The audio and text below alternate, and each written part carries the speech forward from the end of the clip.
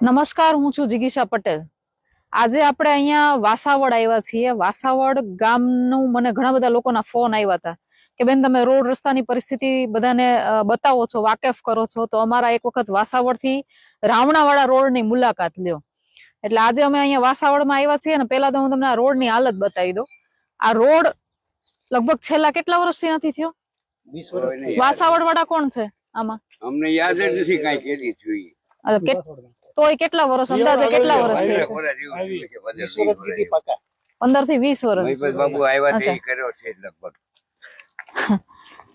એટલે 15 થી 20 વર્ષ થયા આ રોડ ની આ કન્ડિશન છે. રોડ અહીંયા બન્યા નથી. દર વખતે ઇલેક્શન આવે, જિલ્લા પંચાયત આવે, તાલુકા પંચાયત આવે, વિધાનસભા આવે કે પછી લોકસભા આવે, ત્યારે જયારે મત માંગવા આવે ને ત્યારે આ લોકોને છે ને ખોટા વાયદા બતાવવામાં આવે છે કે તમને અહીંયા રોડ રસ્તાની સુવિધા હારી કરી દેશું, તમને અહીંયા પાણીની ગટરની સુવિધા હારી કરી દેશું. પણ આમ છે ને ખાડામાં ઉભો હોય ને એવો રોડ છે. તમે એકવાર રોડમાં નજર નાખી લ્યો ને તો તમને ખબર પડશે. હવે આની પરિસ્થિતિ જુઓ તમે. આ રોડ છે, આ રોડમાં આ અધવચાર આ કડ જોયો, આ કડ લગભગ એમ માનો ને 5-6 ઇંચની કડ છે. રોડ વચ્ચારે આખો આટલો રોડ જે છે ને રોડ ની વચ્ચો વચ્ચ આટલી કડ છે. અને આ ખાડા જુઓ અહીંયા તમે. અને એકવાર આમ પાછળ ફરીને ખાલી છે ને આ ખાડા બતાવો એટલે લોકોને ખબર પડે.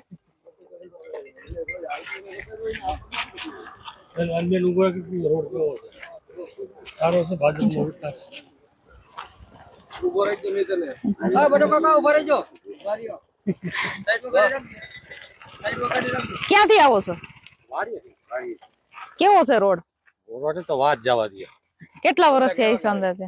લગભગ 4 વર્ષથી આમ નામ છે. 4-5 વર્ષ જેવું થઈ ગયું. અચ્છા, 15-20 વર્ષની વાત કરે. હા, એમ તો આમાં તો પૂછી ઇલેક્શન ટાઈમે આવે ત્યારે કે છે ને રોડ રસ્તા હારા કરી દે એમ કે તા હોતી. હે પછી કે તા હોતી કોઈ કહેતું જ નથી કાઈ. હે તો આ વખતે હવે વિકાસ ભાજપનો કેવો દેખાય છે તમને? પબ્લિક ઉપર છે. પબ્લિક ને સમજવાનું છે ટૂંકમાં, બરાબર ને? એટલે અહીંયાથી પસાર લગભગ એમ માનો ને રોજના હજારો લોકો અહીંયાથી પસાર થતા હશે. અને એ ખાલી આ રોડ ની વાત નથી, આવું તો પાટખીલોરી થી ધરાડા આના કરતા બી ખરાબ રસ્તો છે. અહીંયા ગોંડલની જનતા વારે વારે રજૂઆતો કરે પણ આનું કોઈ સોલ્યુશન નીકળતું નથી.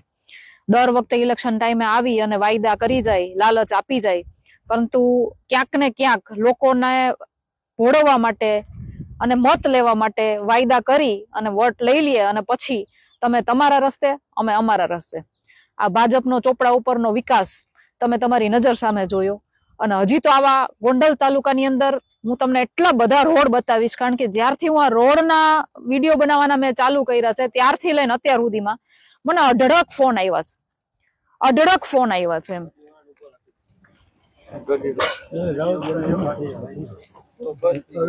બંધ થઈ ગઈ, ઓલા રોદામાં ગાડી બંધ થઈ ગઈ. જો આ તમને આની કન્ડિશન જુઓ તમે.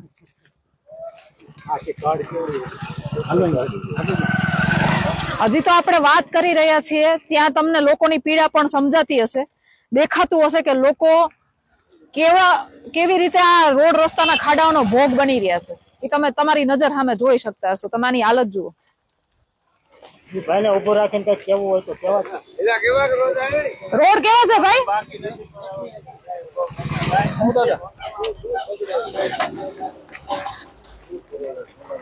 હમણાં થોડા ટાઈમ પહેલા માંડણ કુંડલા થી દેડી વાળા રોડ ઉપર આવા જ રોડ રસ્તામાં ખાડાના કારણે એક એક્સિડન્ટ થયું.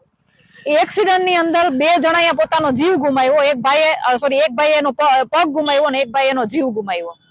પરંતુ અહીંયાના ધારાસભ્યને અહીંયાની કાંઈ પડી નથી.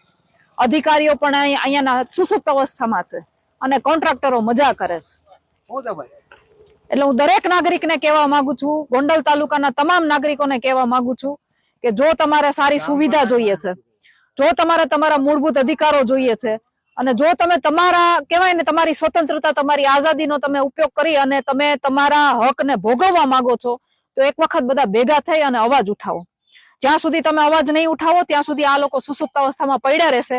આ લોકોને કોઈ જ ફરક નથી પડતો કે તમે કઈ કન્ડિશનમાં છો, તમે કેવી પરિસ્થિતિમાં જીવો છો, કોઈને કઈ ફરક નથી પડતો. આ લોકોએ ભારતીય જનતા પાર્ટીમાં રહેલા સત્તાધીશોએ તમને માત્ર કીડા મકોડા સમજીને રાખ્યા છે અને તમને એવી જ રીતે ટ્રીટમેન્ટ આપવામાં આવે છે. તમારા વોટ જોતા હોય ત્યારે એ લોકો આવે ને તમને લાલચ આપે ને તમારા વોટ લઈ જાય, પછી પેલા તો તમે ગોંડલ તાલુકો તમારી કોઈને કઈ રાજ્યમાં પડી જ નથી. શેમાં આવશે? ઝાપડામાં આવે છે ગુજરાતમાં.